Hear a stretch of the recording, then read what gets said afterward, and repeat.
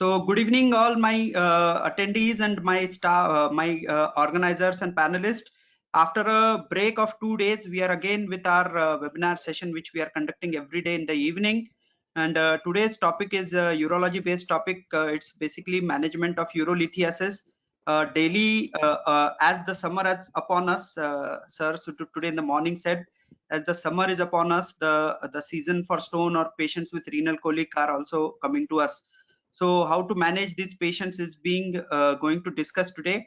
Our speaker is Dr. Salpekar sir, and we have two eminent panelists, Dr. Prashant Mulaukar sir from Akola and Dr. Sadashiv Bole sir from our own 7-star hospital Nagpur. So without wasting much time, I'll hand over the proceedings to Dr. Bole sir to start with opening comments and remarks about the topic and the speaker, and then he will allow the speaker to start the session. Thank you, Bole sir. Please go ahead. Hello everyone, thank you for coming online and attending this webinar. As you know, urolithiasis is a very wide topic, and to make it concise and to talk about it on a broad perspective is really difficult. But we have an eminent speaker, Dr. Suhas Salpekar. We all know him. He's been iconic and he has many first do's in urolithiasis and urology in the city. Without much ado, I think we should start the proceedings right away, and we will take questions at the end of the session. In case you have any queries in between, you can just put it on the chat and we will try to solve it. So Salpekar sir, you can please start with this topic. Okay. Good evening, ladies and gentlemen. As you all know, I must thank ASN for giving me this opportunity to talk in front of you about the management of urolithiasis. As you all know, the summer is on and the stone season is on. I'm sure all of you are getting acute colics every now and again. And to start off with the incidence of stone disease, it is almost about 5 to 15% in the worldwide population, and almost about 25% of the patients with kidney disease, kidney stones, will have a family history. The peak incidence is seen in urinary stones is in about in the middle ages, that is 20s to 40s, and it is more common in men. The incidence is higher in mountains, deserts, and tropical areas like ours. And of course, as you all know, the incidence is higher in summer months. And the sole cause of all this is inadequate fluid intake or dehydration. And of course, the other things like excessive amounts of purines, oxalates, calcium can add to the stone formation. Now, why do we form stone? It is always the imbalance between the stone promoter and stone inhibitor. The urinary concentration of stone promoter is increased, that is called supersaturation. If that is what happens, and if there is a lack of inhibitor of crystallization, that is a magnesium citrate or a GAG. Now, these are some of the chemicals that we routinely see who can cause stone. And supersaturation of calcium, phosphates, oxalates, cysteine or uric acid can cause stones. And of course, these are the inhibitors of stone formation, which does not allow crystallization of these chemicals. And these are magnesium citrate, nephrocalcin, uropontin, which will impede or prevent crystallization of the stone formation. Stone formation occurs due to supersaturation of stone forming salts, as well as decrease in concentration of the inhibitors. So what you get is hypercalciuria, hyposaturaturia, hyperoxaluria, hyperuricosuria, or hypomagnesemia. If the pH of the urine is low, that is the urine is acidic, then you'll form uric acid stone and calcium oxalate stones. If the pH is high, that is if the urine is alkaline, then what you form is a struvite or a calcium phosphate stone. This is what happens. There is supersaturation, then crystal formation, crystal growth, and the crystal aggregation, which would form a stone. And if there are inhibitors like magnesium citrate, then that will prevent forming stone. These are the common stones that we see: calcium oxalate, uric acid, struvite stones, and cysteine stones. Almost all of the stones form in the kidney and then they come down into the ureter. The most common stones that we see are the calcium salts, and they could either be calcium oxalate or a calcium phosphate or a mixed stone. 5% of the stones could be uric acid stones and 3% are cysteine stones. Now, what are the complications of this if they are left untreated? It can cause urinary tract infection, blockage, renal damage, and renal failure. So once diagnosed, I think even if they are asymptomatic, they should still be treated. So what do we routinely do? We do a medical, when a patient comes to you with the pain or without a pain, I think medical history is very important. Physical examination is the standard, the routine laboratory test and the imaging that we'll talk about. These are the routine medical history that we see. We have to look for primary hyperparathyroidism, high uric acid levels or gout, previous history of urinary diversion, previous renal or ureteral surgery, history of urinary tract infection or pyelonephritis, which can add up to the stone formation, and of course the family history is very important. The clinical examination usually reveals a tenderness in the renal angle, that is the costovertebral angle. And these are the routine investigations that we do. What you have to look for is microscopic hematuria in a routine urine analysis. That usually tells you that there is some foreign body somewhere in the urinary tract. We do not do a comprehensive metabolic evaluation for all the patients. We do comprehensive metabolic evaluation only if the family history of urolithiasis is there, bilateral stone disease or a recurrent stone disease is there, if there is a history of bariatric surgery, concurrent medical conditions associated with urolithiasis, that is primary hyperparathyroidism, gout, renal tubular acidosis, or nephrocalcinosis. These are the few things which you would be looking for. What we do in a complete metabolic evaluation is the stone analysis. If you get a stone, then analyze it and find out what it contains. Then 2 24-hour urine collections are done for volume.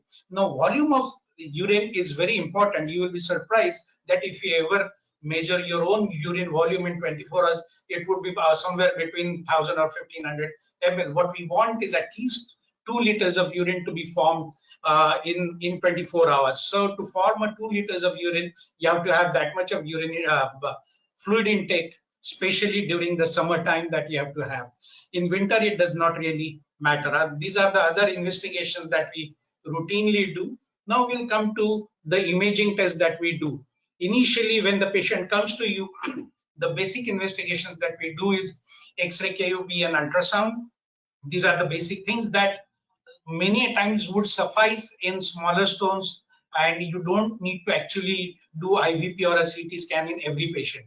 So many times all we do is X-ray, KUB, and ultrasound. Ultrasound is almost like an initial investigation, which would give you some idea as to what is going on. IVP was a gold standard in the past, but nowadays I think CT scan has taken over. So what are the advantages and disadvantages of ultrasound? It's almost like a surgeon's stethoscope. There is no radiation, no contrast. It is cheap, it is easily accessible, and it can pick up radiolucent stones also, which are not seen on X-ray KUB. It should be considered as a first-line treatment investigation for even children also. The only disadvantage is it cannot give you a very good calachial anatomy, and it is most important is the operator dependent. So if you have a good sonologist, he can pick up even a smallest possible stone.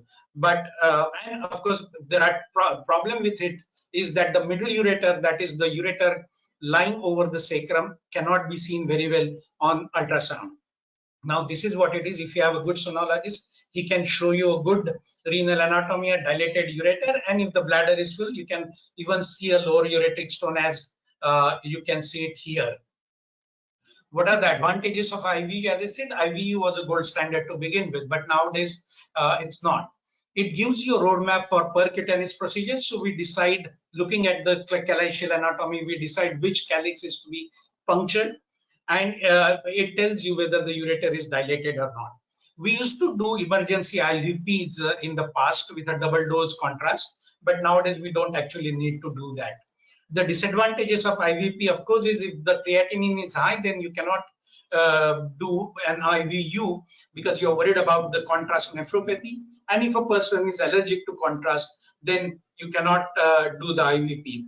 And you can see about 90% of the stones, but radiolucent stones cannot be picked up on IVP.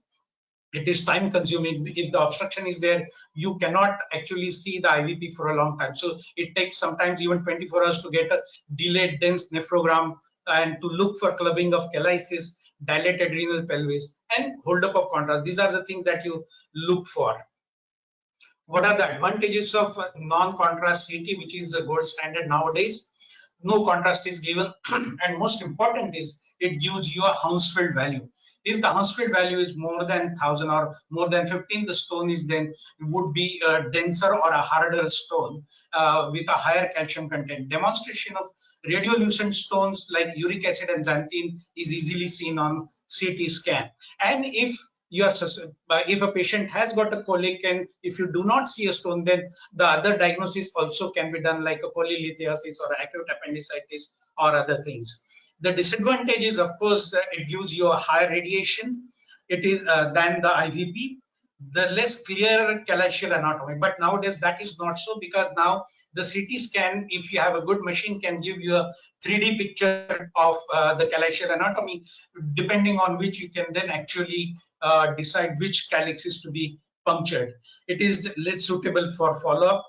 And of course, it tells you about the hydronephrosis, renal size, perinephric standing, and ureteric wall edema. Now, this is on your left is, you can see a standard CT scan, but if the images are reconstructed into a 3D image, then you can actually see the stone very well and the calyceal anatomy as well.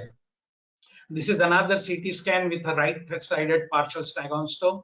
These are bilateral Staghorn stones with a DJ stent, and you can see the calyceal anatomy very well. Now, what is the natural history of a kidney stone or a renal stone disease? Almost 15% of the stone will pass. You do whatever you want, they will pass by themselves. And nearly 50% of them will need something doing. Even if you have an asymptomatic calyceal stone, which is less than 15 mm, then the stone-free rates are not very high. So EAU had guidelines which shows that less than 4 mm, almost 80%, or I would say even 90% of the stones will pass out. 6 to 10 mm, about 53% of the stones will pass out. And more than 6 mm, I think if they are causing the obstruction and if the renal function is not very good, then it's unlikely that they will pass out. About the ureteric stone, the lower ureteric stones, almost 70% of them will pass out by themselves. Mid-ureteric, about 45% of them will pass out, and upper ureteric, only about 25% of the stones will pass out. Now we come to the treatment of urolithiasis, and as you all know, it all depends on the size, site, and the type of the stone that we are dealing with. Conservative therapy is useful in almost 70 to 80% of the cases. And of course, the surgery is what we are routinely doing, and usually the minimally invasive or endoscopic. Occasionally, we have to do a laparoscopic or a robotic, and very, very rarely we have to do an open surgery for stone. Is there a role of lithotripsy or ESW? We'll talk about it in subsequent slides. So conservative therapy is usually tried in all those patients who have a stone which is less than 6 mm. We have to ask them to drink plenty of water to produce at least 2 liters of urine in 24 hours. And as I said, almost 70 to 80% of the stones will come out by themselves. Does the medicine dissolve the stone? I don't think, but uric acid and the cysteine stones, uric acid stones can be dissolved, and these medication help in expulsion of small stones, and it prevents recurrence of stones. The recurrence is about 10% in 1 year, about 35% in 5 years, and 50% in 10 years. The medical treatment that we give to prevent recurrence of the stones, or even the allows expulsion of the stones, are alpha blockers, thiazide, potassium citrate, or potassium magnesium citrate. Now, what is the rationale behind giving alpha blockers? There are bladder alpha blockers at bladder neck, trigone, and uretrovesical junction. So if you block them, that will help in passage of the stone. Thiazides are diuretics, and it increases the calcium reabsorption in the distal tubule. Potassium magnesium citrate, it increases urinary pH. It increases the citrate and the potassium levels. In addition to raising urinary pH, citrate and potassium, it also raises the magnesium level, which is an inhibitor of stone formation. It makes the urine less conducive to crystallization of salts like calcium, uric acid, and oxalates. It prevents urinary stone formation. So it has a superior efficacy than potassium citrate alone. 85% reduction in stone recurrence has been seen, and it overcomes the limitations of thiazide-induced hypokalemia, hypomagnesemia, and hypocytaturia. It is safe and very well tolerated. Now we will come to the management, active management of the kidney stone disease. Is there a role of extracorporeal shockwave lithotripsy? I think there is. And all those stones which are less than 15 mm possibly can be treated still with extracorporeal shockwave lithotripsy, which is totally non-invasive and OPD procedure. Ureteroscopy is of course done for the lower and the middle ureteric and even some of the upper ureteric stones also. If the stones are at the PUJ or in the upper ureter or in the calyces, then retrograde intrarenal surgery, that is RIRS with the flexible URS, would be advisable. Percutaneous nephrolithotomy or PCNL is the method of choice to remove stones from the kidney which are larger than 15 mm. Laparoscopic guided PCNL for ectopic pelvic kidneys is a standard method nowadays. Laparoscopic ureterolithotomy, pyelolithotomy, or a pyeloplasty. If stone patient has got a PUJ obstruction along with a stone, then I think laparoscopically both the things can be treated simultaneously. Robotic ureterolithotomy can also be done. Open surgery nowadays we rarely do. This was age-old photo that I could find, that when lithotripsy was just started, the patient was sort of immersed into the water bath. But nowadays we don't need to do that. We have a compact machine. You make the patient lie on the machine, then generate the shock waves in this cylinder and focus it onto the stone with the help of a computer and give about 2000 to 3000 shocks, and the stone pulverizes and the fragments can come down the ureter. What are the treatment options that we get? ESWL, PCNL, or RIRS. Stone-free rates for ESWL, which are non-stagon or small stones, nearly about 70. I wouldn't say it is now 80%, but nearly 70%. If the stone is between 11 and 20%, the success rate is about 64%. And if the stone is larger than 20 mm, I wouldn't really be doing it, but 53% of the stones still will fragment. Lower calyceal stones are difficult to treat with ESWL. Now this is, as you can see, in 2008, I still managed to do ESWL on this, such a big stone. Nowadays, I wouldn't really dare do ESWL for such a big stone, but I did it. This was the IVP of that patient. But see the Stein's assay. You can see lower ureter is full of stones, which is called Stein's assay. And if the stone is hard, that is the Hounsfield value is more than 1500, then these are the stones which are not suitable for ESWL. So calcium oxalate monohydrate, which is a hard stone, bruchite, cystine, or matrix stone, these are the stones which are not suitable for ESWL. There are other anatomic factors which prevents you from doing ESWL. That is, if there is an obstruction like PUJ, I think one should not be doing ESWL. This was another patient long time ago that I had done with ESWL. Look at this, the number of fragments that have come down the left side, entire ureter is full of stone. That's not a good thing to do, because obstruction and infection can cause a lot of problems. So I had to do a ureteroscopy and get rid of all these fragments. What are the contraindications for ESWL? Absolute contraindications are pregnancy, uncorrected bleeding disorder, uncorrected hypertension, untreated infection, and of course the patient is very obese or he had skeletal malformation. Relative could be aneurysm, pacemaker, or obstruction, as I said. Complications: pain, hematuria because of the stone fragments, UTI, occasional sepsis also, and the Steinstrasse complication where you may need ancillary procedure like URS. Now, in conclusion, here, the stones which are less than 10 mm, ESWL will probably be the choice of treatment. Anywhere between 11 and 15, I think ESWL or RIRS would be preferable. And if it is more than 15 mm, then I would still think of doing a PCNL. The trend in surgical practice today is towards developing minimally invasive techniques. Endoscopic surgery using minimally invasive techniques has been the frontier of medical innovation in the last 2 decades. Development of small caliber flexible instruments permits endoscopic surgery of urinary tract to treat a wide variety of lesions or conditions within the kidney. Now, in 1977, the rigid URS was done. In 1990, the first large series of 200 patients, 8 patients were published. But the main problem came, main thing, it all started was way back in 1998 when holmium laser came in, where we could fragment the stone. This is a semi-rigid URS, this is a flexible URS. And if you have an upper ureteric stone or a middle ureteric stone, I think the URS or ureteroscopy would be the ideal choice. Now, URS can of course be used for diagnostic purpose, also for hematuria, and if somebody has got the positive upper tract cytology, then look for a smaller papillary lesion in the renal pelvis also you can. Then therapeutic, as I said, less than 15 mm stones are dealt with in the kidney with RIRS. Sometimes it could be assisted with ESWL also. Radiolucent stones which are not seen on X-ray or IVP can also be treated with RIRS because you cannot do the ESWL on them.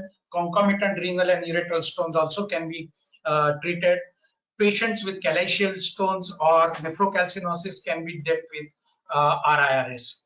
Other indications for RIRS are treatment of PUG obstruction, anastomotic strictures, treatment of urothelial tumors, fulguration of the bleeders, and what are the contraindications for RIRS? The patients presenting with high spiking fever, that is, if the patient is in urosepsis, I think I would avoid doing RIRS. I would just put a double J stent or put a PCN and let the infection settle down, come back after 2 weeks and do the RIRS to remove the stone. The problem with RIR is that the irrigating pressures within the ureter and the pelvic calyceal system is high, and it can lead to pilovenous or pylolymphatic backflow and placing the patient at risk for septicemia. And that is the reason I would just put a double J stent or put a nephrostomy and come back after a few days. Now, the instrumentation that that we have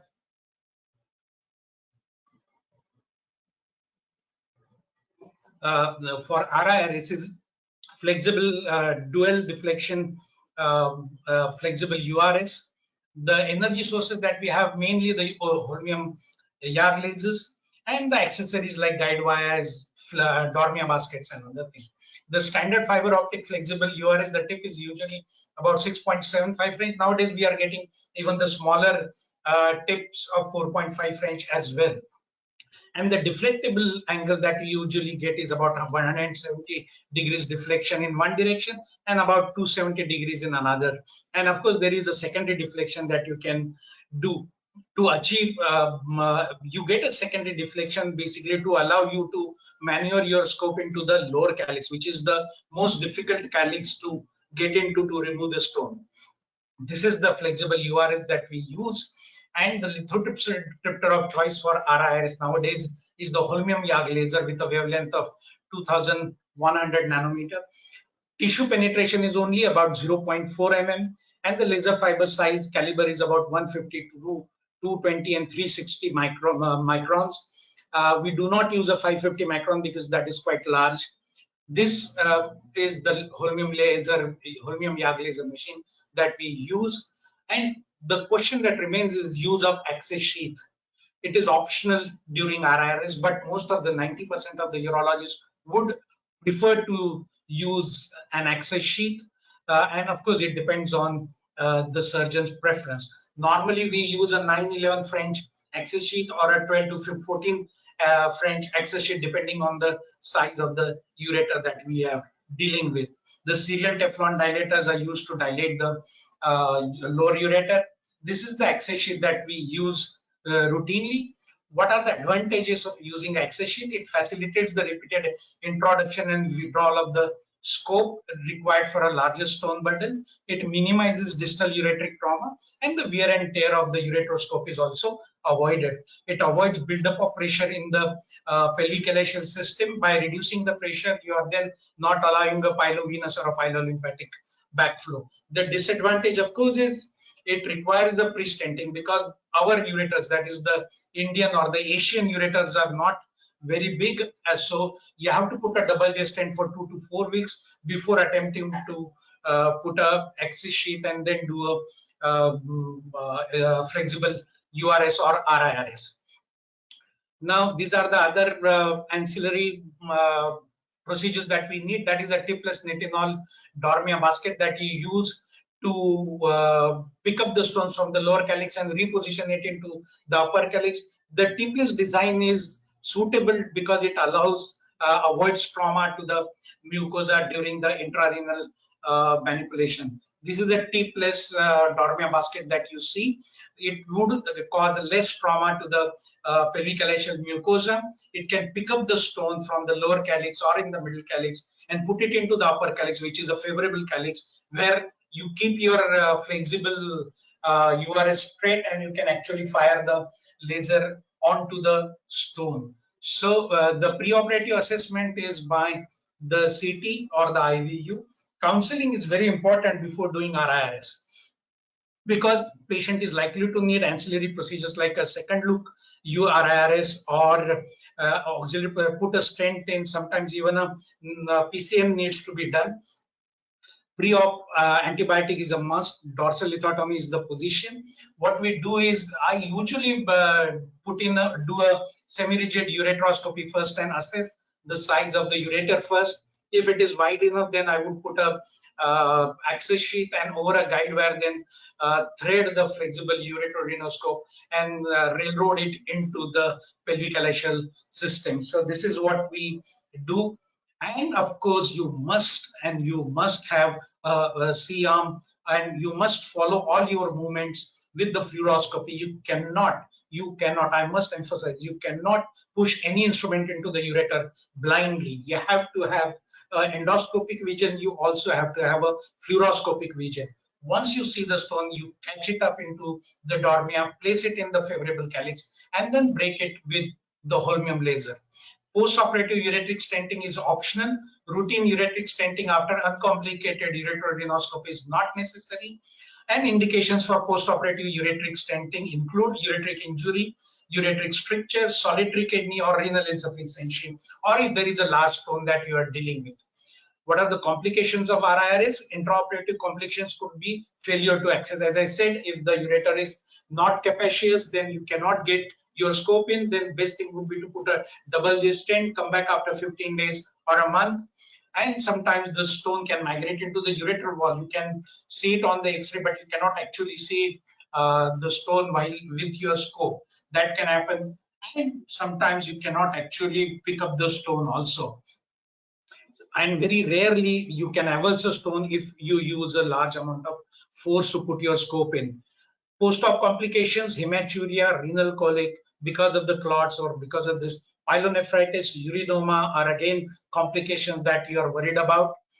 Now, what are the technical limitations of RIRS? If you have a poor quality scope, you have used your flexible scope for a long time with say many number of cases, then the vision is not so good, illumination is not so good. If the working channel is not so good, then I think you will have trouble doing ureteroscopy. What is the future trend in ureteroscopy? Digital ureteroscopy is now an in thing, where it has got a chip on tip, or the distal tip objective is a CMOS imaging sensor coupled to a prism utilizing LED as the light source, which gives superb vision within the pelvic calyceal system.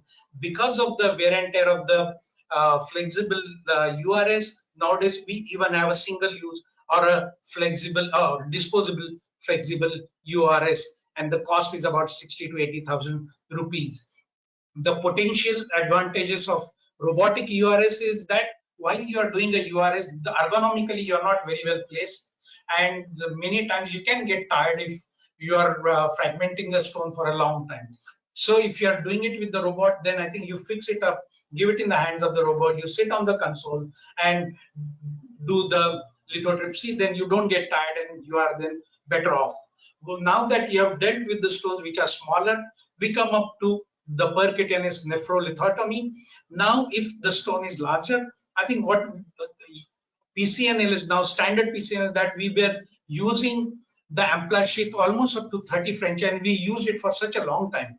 We did all our initial PCNLs with the 30 French scope, and the only problem that we were facing was the bleeding. So as with any other surgery, we tried to minimize the complication with miniaturization. So in came the mini PCNL, where 14 to 20 French amplage sheath was used. Then came the ultra mini PCNL, where 11 to 13 French amplage was used, and then came the micro, where amplage is not used, but straight away 4.8 French scope is put in. And PCNL is contraindicated if the patient has got a uncorrectable coagulopathy. I would always stop antiplatelet medication like aspirin and Clavix. Should be discontinued at least a week before. This stone, as you can see, has to be dealt with PCNL. The anesthesia, of course, is general anesthesia or a spinal anesthesia, and the position is usually prone. Some of the people who are used to doing a supine PCNL can also be doing a supine PCNL.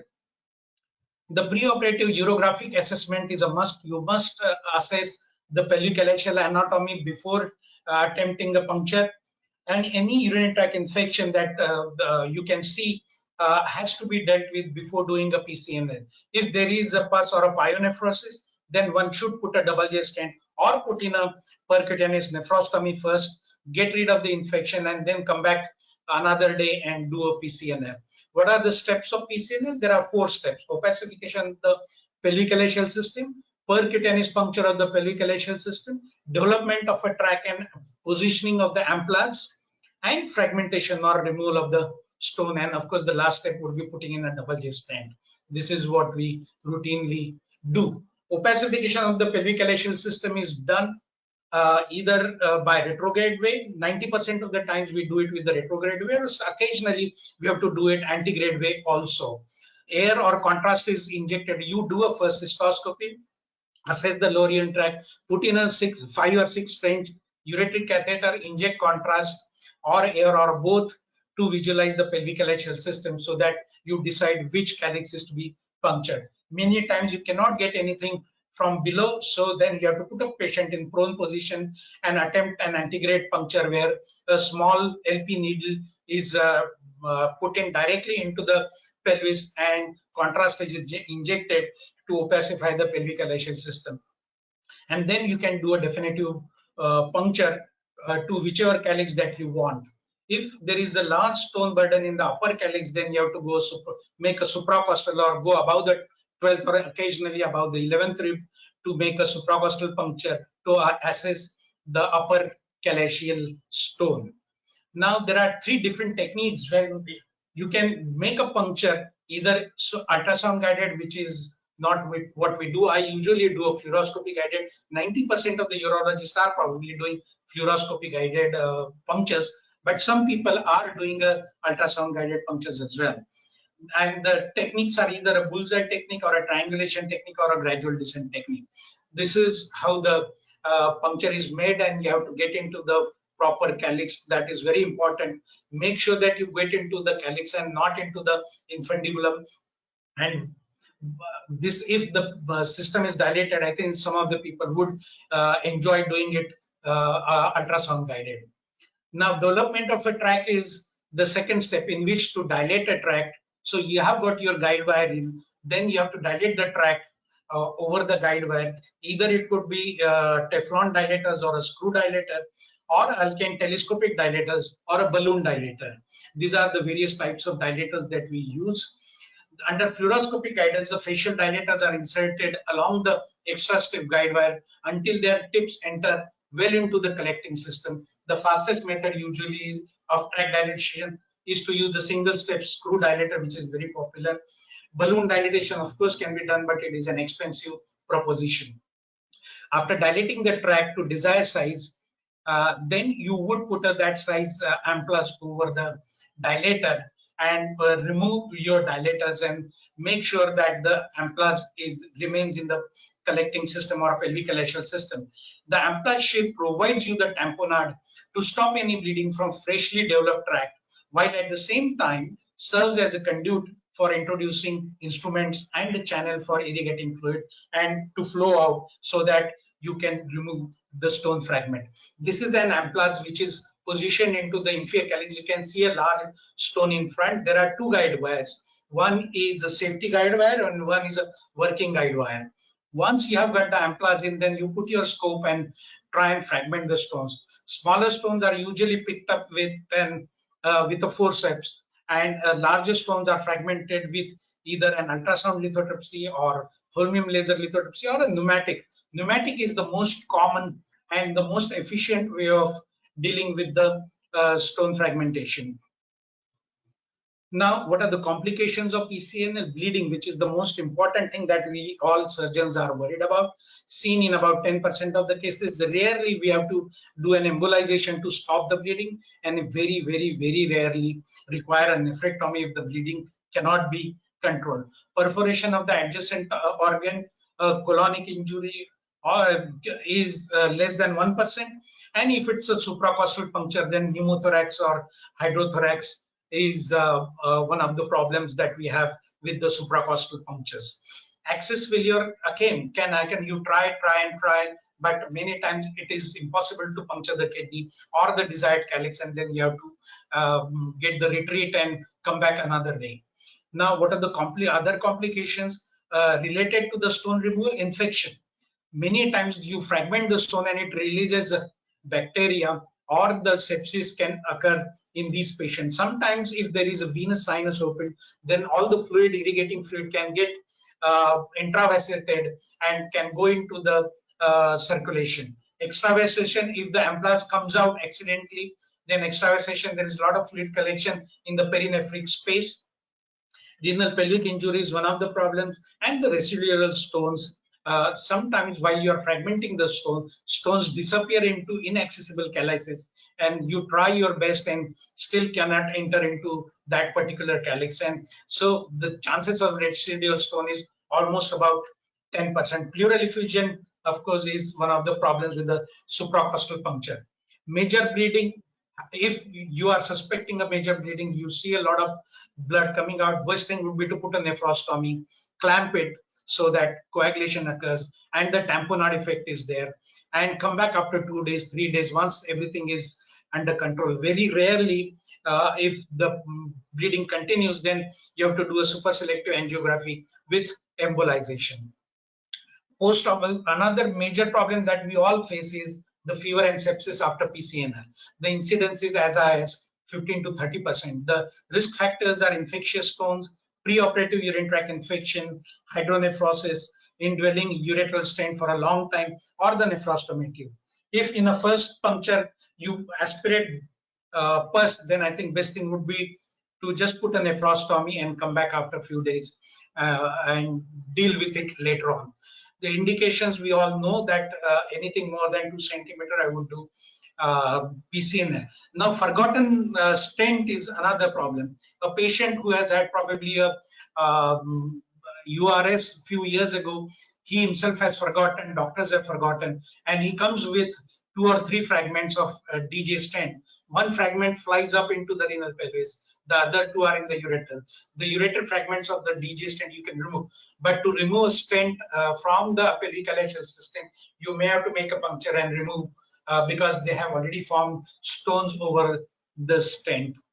Now, the absolute contraindications for PCNL would be bleeding disorder, pregnancy, and sepsis, and poor this thing. What it calls.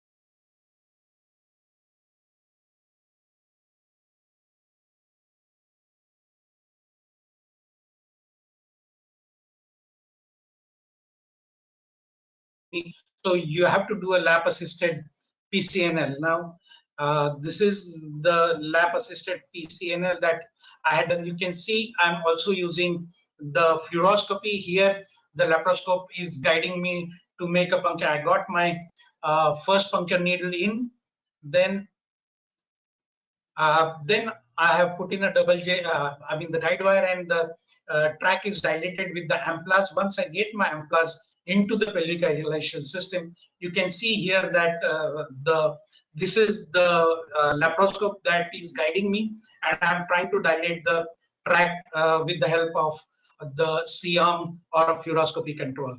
Now, once you are in, then all you have to do is fragment the stone with a pneumatic or a holmium laser and remove the stone. Now, there are very few indications for open surgery, as we have all while I was a resident, we used to routinely, the most common operation that we were doing was a pyelolithotomy and radial nephrolithotomies for a stagon calculi. There were times when we were doing even an anatrophic nephrolithotomy, where you would cut at the Brodell's line and bivalve the kidney and remove the stone, many times along with the help of the ice slush that we were using.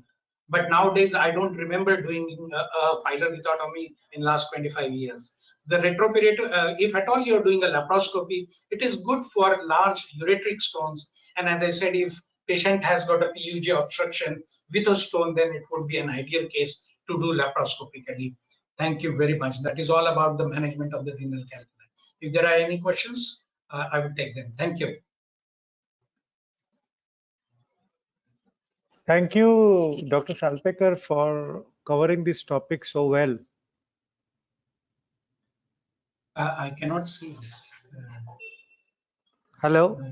Hello. Yes, go ahead. Thank you, Dr. Salpekar, for covering this topic. It's an extremely vast topic, and to go through it and concise it and present it in such a manner is really difficult. I must congratulate you on your precise, crisp presentation. And we would definitely invite questions. Dr. Prashant Mulawkar is on the line. Sir, can you unmute your mic and speak, please? I think my mic is unmuted. Yes, yes. Am I visible? Am I audible? Yes, you are. Yes, you are. Yeah. So first thing is I must congratulate Suhas for such a nice, nicely delivered lecture. He has covered each and every aspect of urolithiasis, and मैं तो बोलता हूँ पूरा Campbell revise कर दिया. And one more thing that I realized was I've never counted my own urine output. And today, I think with this lecture, I got an idea that I should count the urine output and see whether it comes to 1,000, 1,500 or 2,500. Because we always tell our patients to that they should be passing more than 2.5 liter urine per day if they are having a urolithiasis.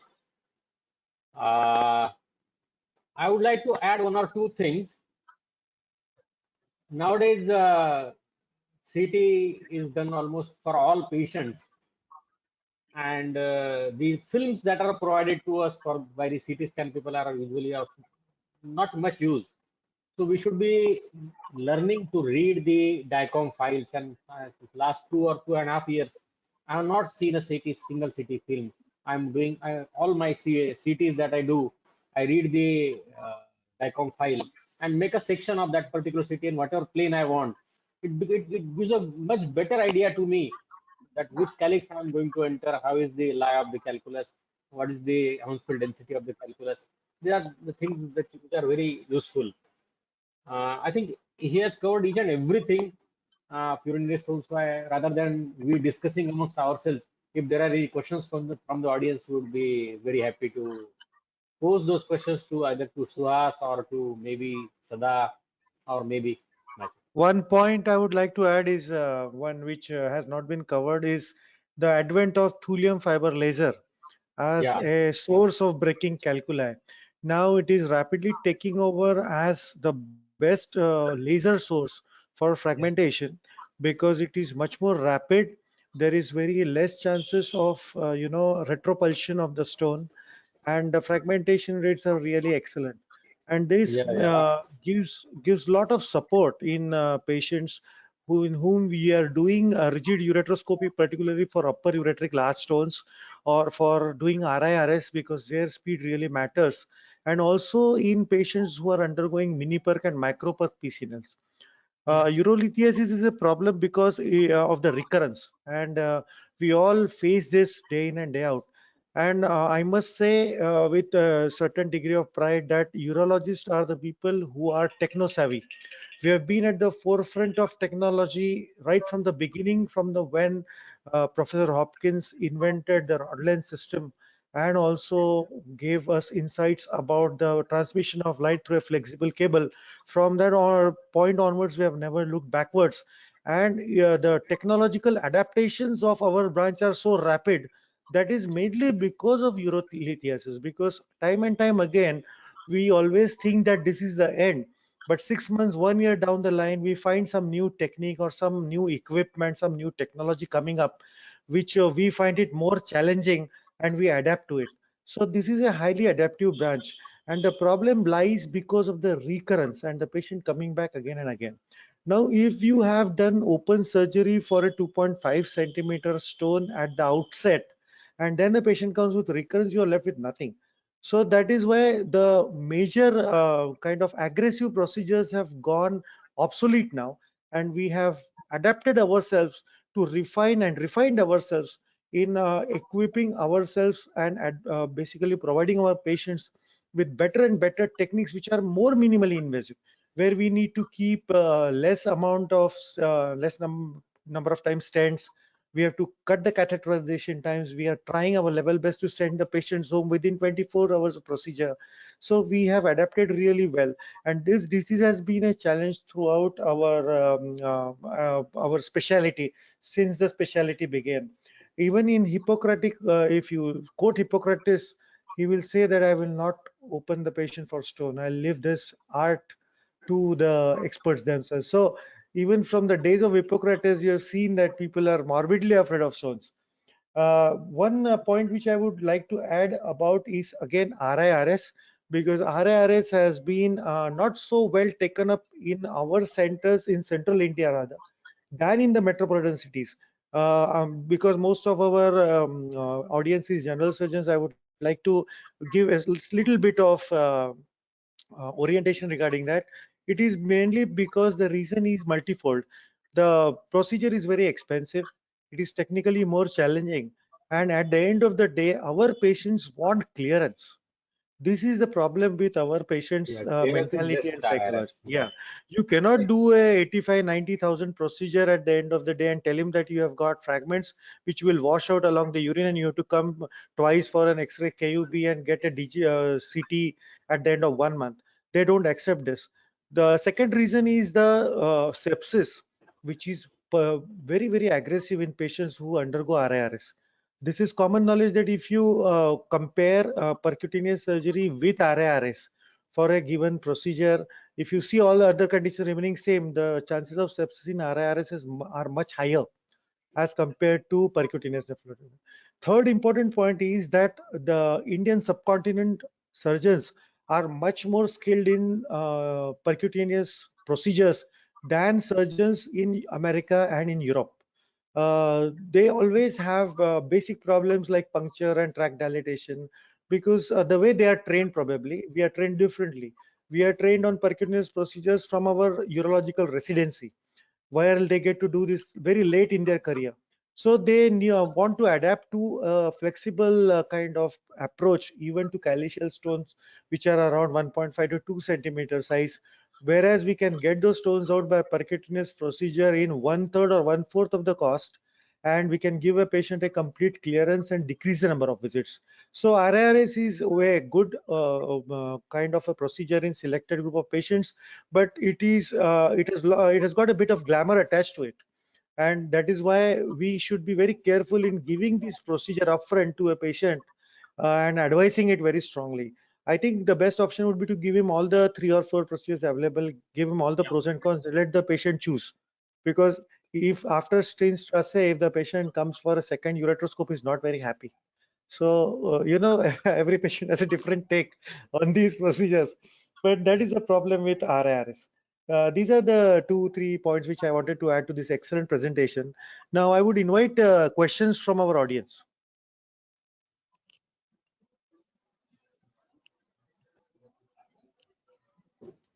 Hello, Yogesh. Hello. Yes, sir. Sir, you have control panel also. I'll start with the questions. Sanjay, sir, from Chandrapur. Sanjay Ghate, sir. Okay. I have unmuted you. Yeah. Good evening, Salpekar sir. Good evening, Sanjay. Kai mantu? Sadashiv and Mulakar sir, good evening everybody, and nice presentation, sir. I have 2, 3 questions. One Yes. thing is that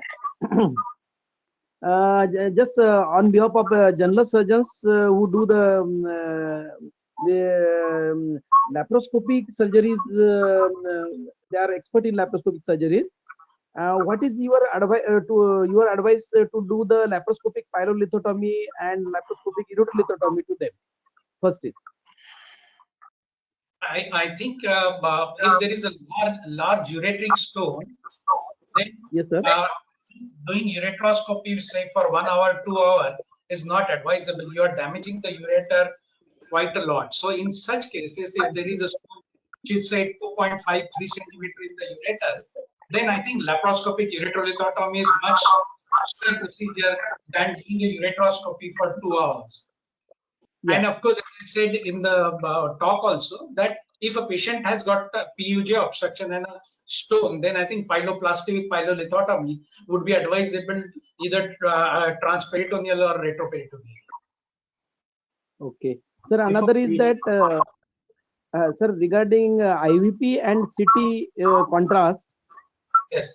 in periphery, we have and we have been taught on IVP picture for the puncture of the pelvic calyces system. So, and in periphery, these contrast and 3D CTs are not available. So, what will be the preference? Of course, I am asking periphery. We are all trained to read the IVPs, and in fact, we all started off with IVP only, and we are still doing it. All patients cannot afford to have a CT all the time. So we stick to IVP, and I think almost more than 50% of the cases come with the IVPs. We do PCNL looking at the IVP and the pelvic calyceal system. It is not absolutely mandatory to do a CT scan. Okay, sir. Last one is you have told that RIS RIRS guided ESWL.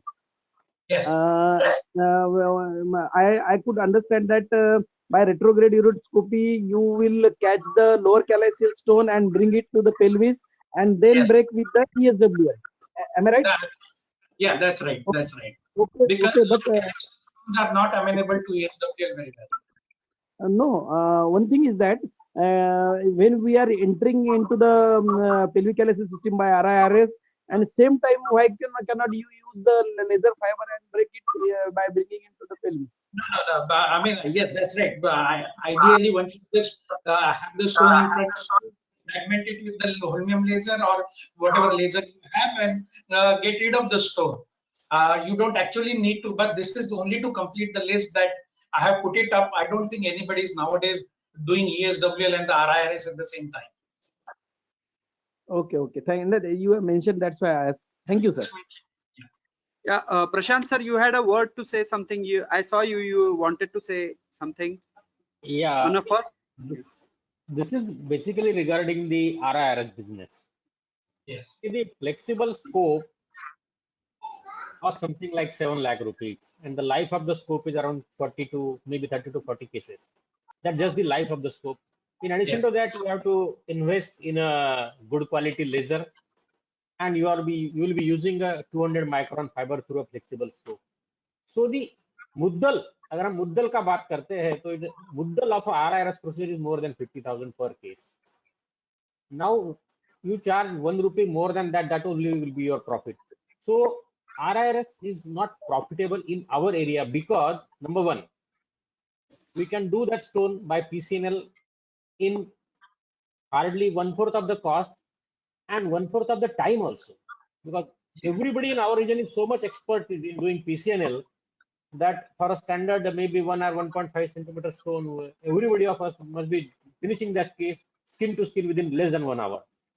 So that's the advantage of PCNL, and that's the another reason why we are not promoting RIRS as a modality and why we are not also upgrading.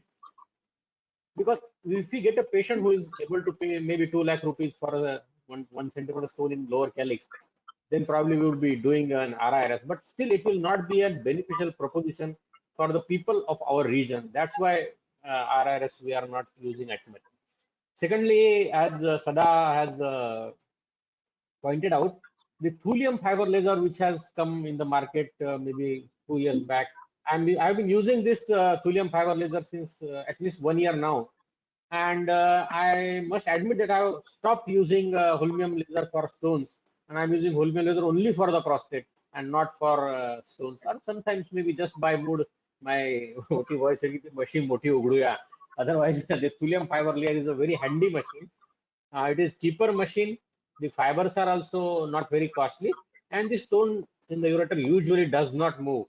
And the frequency of that machine is highly variable. You can get a frequency of up to 1000, and you can decrease the energy level to 0.025 joules. So you just pulverize the stone.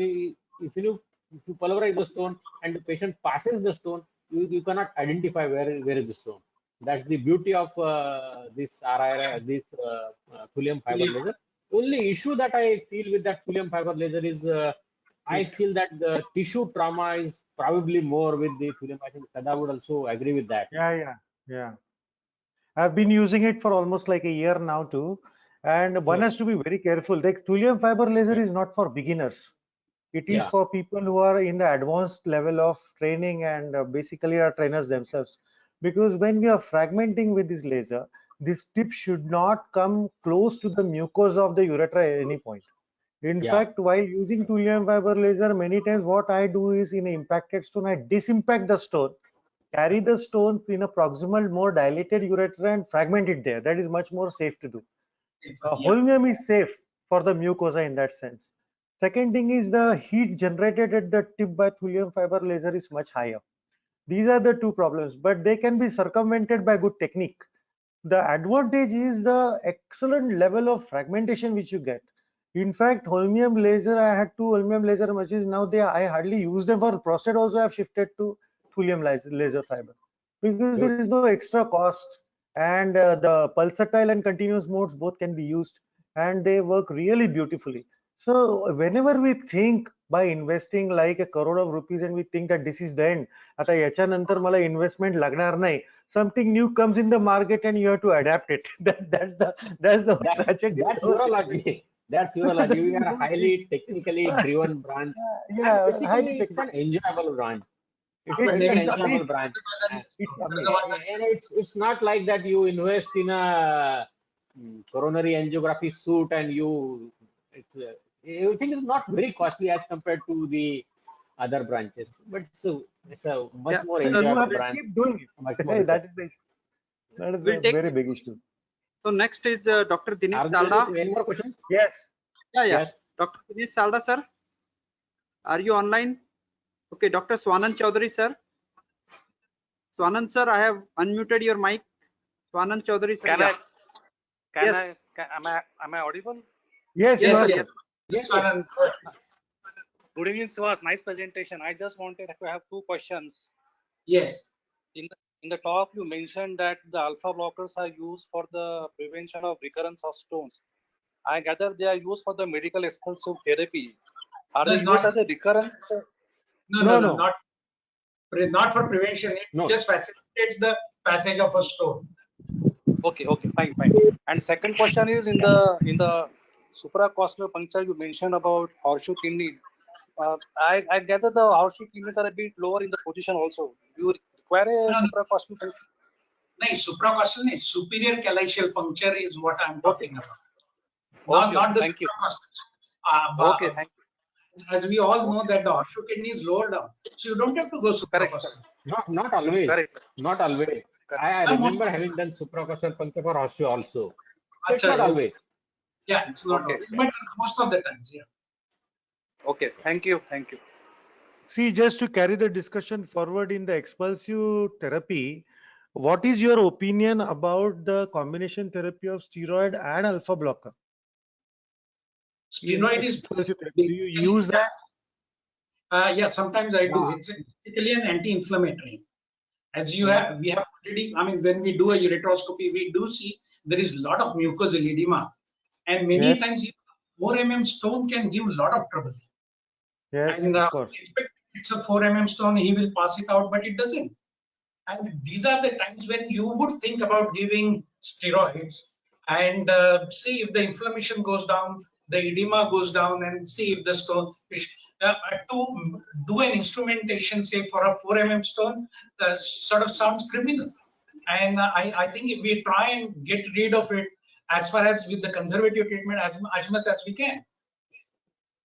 Yes, Sada, sure. I'd like to add Yes. here, we must know that none of these drugs, steroid, tadalafil, tamsulosin, or whatever you say, have been proven to be effective in randomized controlled trial. Excellent. They have not been, Excellent. they have not been proven. We just think that that the pathophysiology of the drug and pharmacokinetics of the drug is such that it will increase the motility of lower ureter, it will relax the internal sphincter, and probably the stone will pass. But none of these drugs have been proven in a randomized trial to be effective for spontaneous passage of stone. And many of these drugs are these uses as a MET, that is medical expensive therapy, is an off-label use of these drugs. Of course, we are using it. काय होतं की आपण जर त्याला काय नाही दिलं तर मग तो होमिओपॅथी खातो ना मग. The natural history is that the patient will expel it out. Yes, the natural history is that the patient will expel it out. And suppose Yes. if you give him say XYZ tablet, he expels it out, then you become a hero. So Yeah. at least there is some scientific basis in giving potassium magnesium citrate, some scientific Yes. basis of giving alpha blocker, and some evidence that maybe steroid may help. But as you have said correctly, that is for the knowledge of our general surgical colleague. If you speak strictly in terms of scientific evidence, you will find no randomized trial which gives a clear-cut advantage of giving alpha blockers as expulsive therapy. That is 100%. But what is your opinion on admitting the patient, giving him IV fluids, loading him with Lasix, giving him diclofenac, etc., etc.? Yeah. In the so-called First thing, hydrotherapy. Yes. what are the indications for hospitalization in renal colic? Number one, leukocytosis. Number two, patient having fever. Number three, patient having solitary kidney or patient with two kidneys and having bilateral ureteric calculi. And number five, patient whose creatinine is raised. These are the indications for hospitalization in a patient with renal colic. And the IV fluids that we give to renal colic patients are usually washed out by the opposite kidney, not by this obstructed kidney. And there is no point in giving any diuretic to any patient with stone, because this diuretic will increase the intrapelvic pressure and sometimes can lead to a calaceal rupture and sometimes can lead to a perinephric urinoma. I have treated many such patients with perinephric hematoma by emergency stenting and subsequently doing the surgery. So please do not admit these patients. Or if you are admitting those patients, you can give them IV fluids, but please do not give them diuretics. Now, as regards the diclofenac, diclofenac is the proven drug. It's the best painkiller, but I am not using it. Why I am not using it? Because majority of these patients have vomiting, they are dehydrated, and probably by the time they reach me, they have already received 1 or 2 doses of diclofenac. It's a potentially nephrotoxic drug. It's a potentially nephrotoxic drug. So I am not using it because although it causes significant pain relief, it is a nephrotoxic drug and the patients are dehydrated. When can I use diclofenac in my practice? If the patient is well hydrated under my supervision, that I have given him 1 liter, 1.5 liters, and I have documented that his creatinine is normal. In that event, of course, I will be giving a diclofenac to those patients, but not an outpatient patient. No, not at all. Yes. One paper is there which suggests that too much of fluid overload and diuresis basically causes aperistalsis of the ureter. It is Yes, never the urinary stream which expels the ureteric stone. It is always the ureteric peristalsis which basically expels the stone. So this is just for information of our general surgery colleague that this basic concept of hydrotherapy is flawed in every way. So there is no point in doing this, except of course that you have a patient who's having very severe colics, not responding to any management, and then we give hydration and sometimes a diuretic that you might be able to justify it in some other way, but scientifically no, it is totally flawed, and there is no point in giving too many IV fluids thinking that the pressure will build up and the patient will pass on. Next question, please. Thank you, panelist. Next is Dr. Dinesh Salda, sir. I have unmuted your mic. Now we will take only one question per person. Dr. Dinesh, sir. Dinesh Salda, sir. Okay, Dr. Nilesh Junan. Yeah, can Dinesh, you hear me? Yes. Sir, good evening. My question is, If a child with an renal stone or say urinary stone has come to you, will you advise metabolic workup in the first visit, or would you like to wait for some time and then once child becomes symptomatic, then you will advise metabolic workup? Not. Can I answer that? Yes. Go ahead. If a child comes to me with a urinary stone, that means I am not looking at a sonography showing 4 mm, 3 mm, 5 mm calculi. Because whatever you see as 4 mm, 3 mm calculi are not seen on CT, they are not calculi, they are some calcific shadows.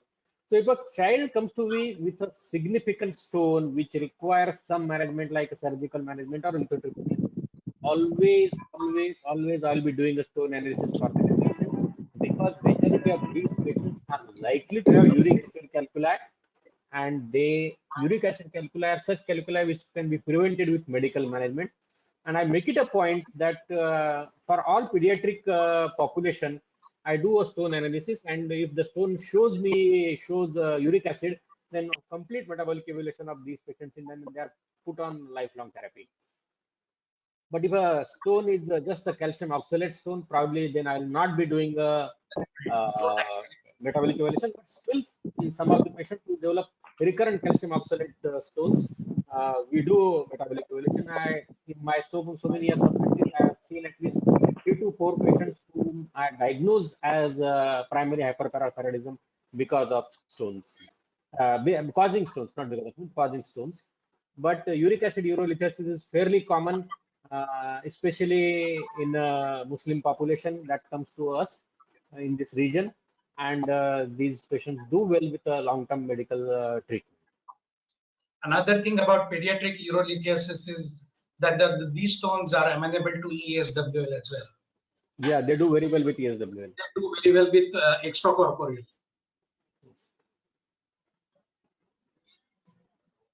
Any more questions?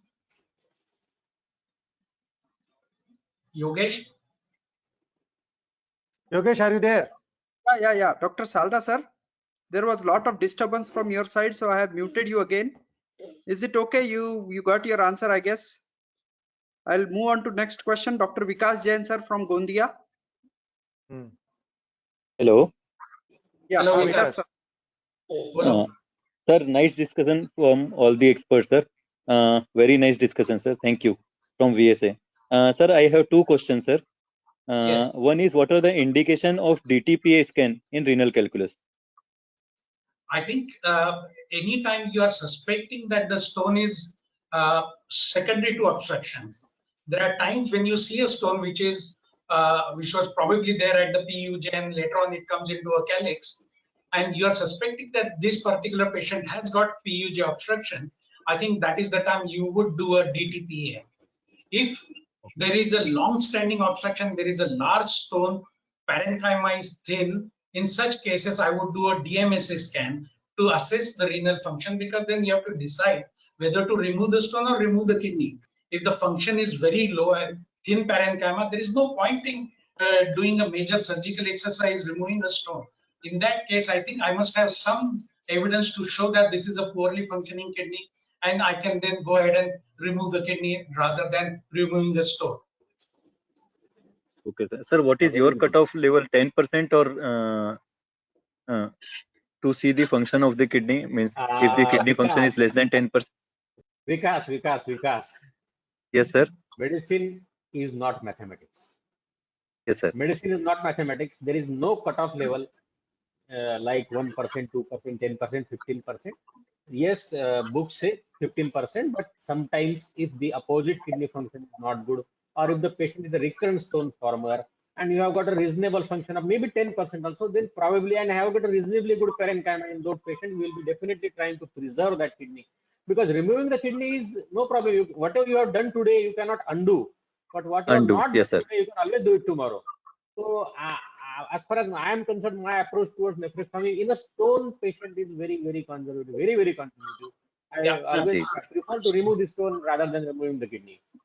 Things are different in a case of sepsis, Vikas. Yes, when you're dealing with a pyonephrotic kidney, things are absolutely different. We are talking about kidneys which are having stone but without pyonephrosis. Keep this in mind. Yeah. Thank you, sir. Sir, one more question. If Yes. sometimes the patient present with the multiple calculus in upper, middle, and lower calyx. So how many punctures should we do, and what is the best puncture in such case? Like looking at the calyceal anatomy, you have to decide which would be the best puncture. Most of the times, lower posterior calyceal punctures are good to remove, say, 70 to 80% of the stones, or even up to 90% of the stones. But you can make as many punctures as you want to remove the stones and get rid of them at the same time. Our basic aim is to get rid of the stones in one go as much as possible.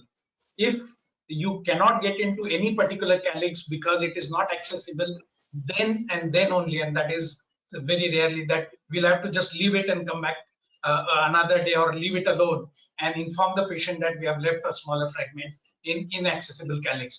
But you have to make as many punctures as you want.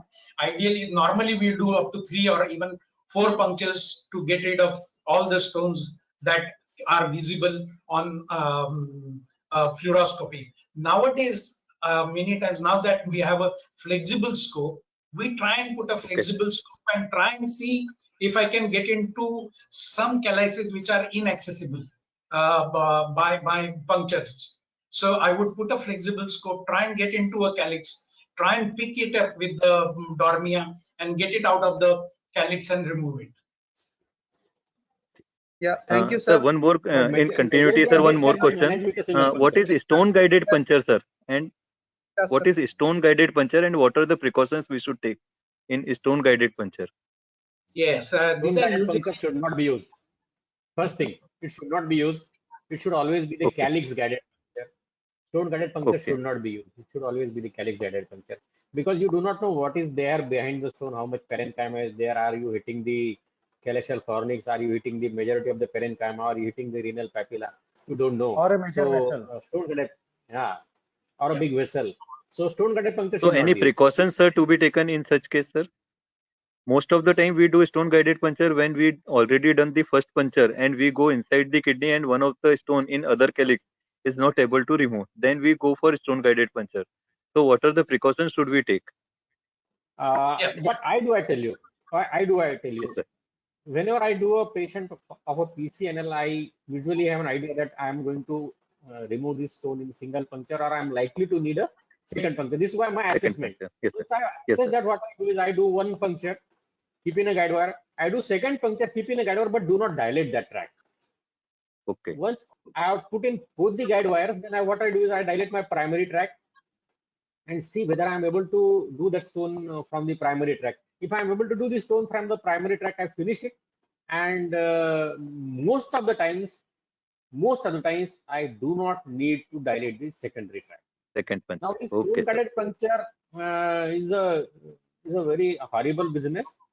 But in case sometimes if I have to do it, what I do is I dilate that tract hardly up to 9 or 10 French, and through that tract I put in a 4.5 French ureteroscope, which is a thin ureteroscope, push the stone into the pelvis and then fragment it from the primary tract. Okay, sir. Okay. Thank you, Vikas, sir. Yeah, sir. Complete, Suhas, sir. Sorry. Yeah, go ahead. No, go ahead. Okay, Vikas, sir. Thank you. We'll take next question. Dr. Nilesh Junankar, sir. Nilesh Junankar, sir. Last question for the day. We have this last hand. Yeah. Yeah. Excellent talk, Salpekar, sir. Thank you, Nilesh. Can you hear me? Yeah. Just one question. When a patient comes to OPD with a 4 to 5 millimeter stone proven on sonography, now I give him a conservative management. So my one thing is whether I should do tablet Lasix and rotavirine, because there was a lot of discussion on diuretic, but whether a tablet Lasix is justifiable in that patient, and for how many days I should treat this patient conservatively, means after how many days I should again ask him to come for sonography and to check whether stone has passed.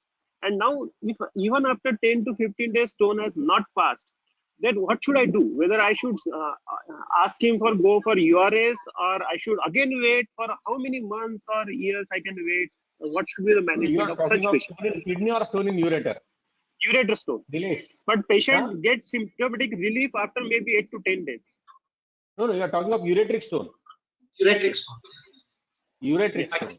Okay. I think in a ureteric Maybe I will stone, need a maybe I will need opinion of all panelists one by one. Yeah, I'll tell you. Yeah. yes. Yeah, if my protocol, I would say there is nothing like a fixed protocol. If there is a stone which is less than 6 mm, I would wait for it to come down by itself. But as I Yeah. said, that even if it does not come out, it is usually due to the mucosal edema, and the patient usually gets relief. He does not have a pain. He comes back after 10 days, 15 days, the stone is still there, you can still see it, and it doesn't come out. You have to then think of doing a CT IVU. And I would do a Yeah. CT and see what is going on there. Because why the stone is not moving? Most of the times I would expect it to be out in say 10-15 days, and usually they do if everything else is normal. If there is no infection, if there is no edema, I think the stone will come out by itself. But if it doesn't, if the patient, I mean the requirements of the analgesics is very high, patient is running fever, he is having a lot of vomiting, I think I would then consider removing the stone, even if it's a small stone. Okay. I'm asking about the asymptomatic stone. No fever, no sepsis. Just for medical legal purpose. I can't leave the stone over there. Yes, in Nilesh, in a patient who comes to me with a sonography showing a ureteric stone and who is asymptomatic, what I do practically is I give him some dawai, which is usually a painkiller of drotaverine, like kind of thing, and then I give him some antacids and ask him to come after 2 weeks. After 2 weeks, if he still comes and says he has some mild pain, something, then in those patients I do a plain CT. No IV, no CT IV, I do a plain CT. Why do I do a plain CT? Because in 30% of the patients, whatever you see on a sonography is not a stone which is seen on CT. So I tell him that your CT is normal, you go home. The thing is, the size of the calculus, which is measured on sonography, will always be more than the actual size of the stone.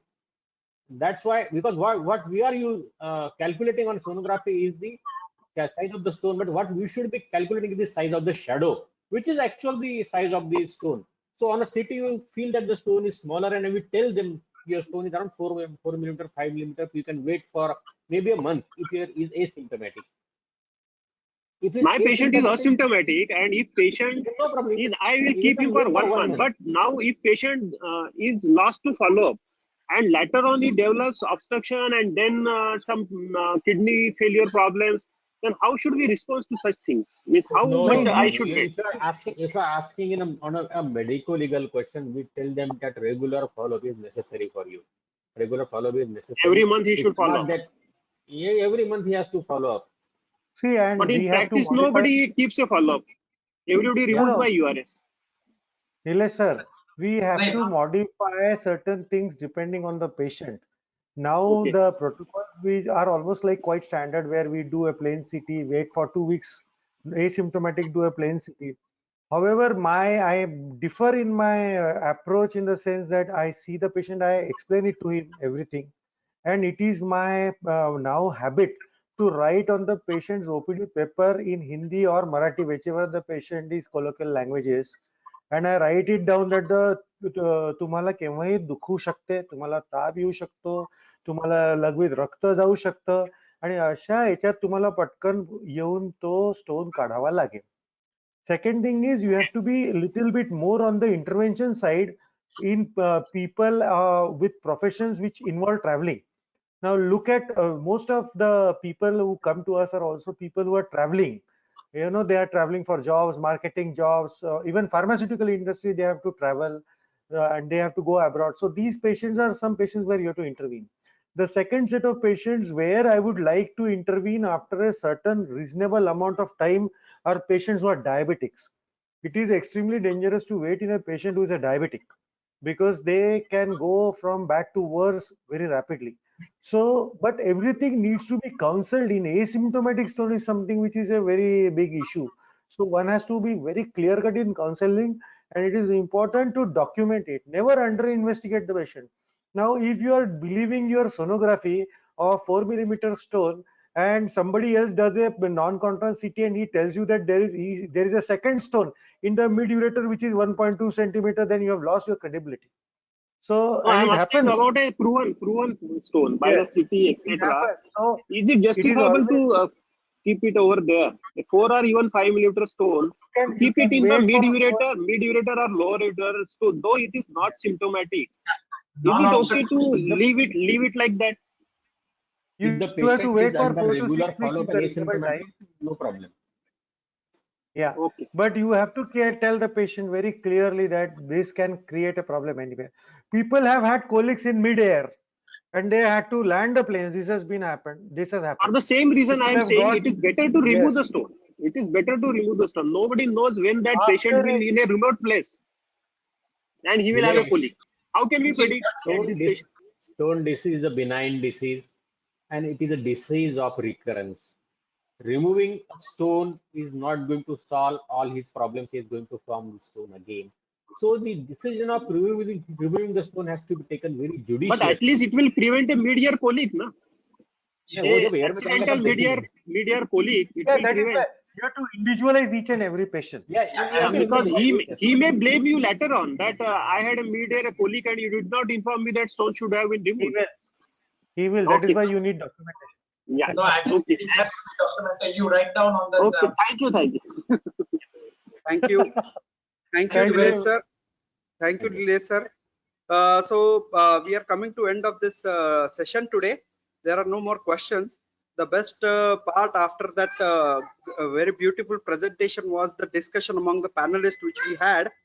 All the 3 panelists belonging to the same fraternity and same specialty gave many beautiful inputs about all the topics. So thanks a lot for that. I thank Mulaukar sir and Bole sir for being a panelist and Salpekar sir for delivering that beautiful lecture. So tomorrow we'll be having a guest lecture, a faculty lecture from Dr. Praveen Suryavanshi sir on laparoscopic splenectomy. So with your permission, I close off the session, sir, now. Bye, everybody. Thank you so much. Bye. Thank you. Thank you.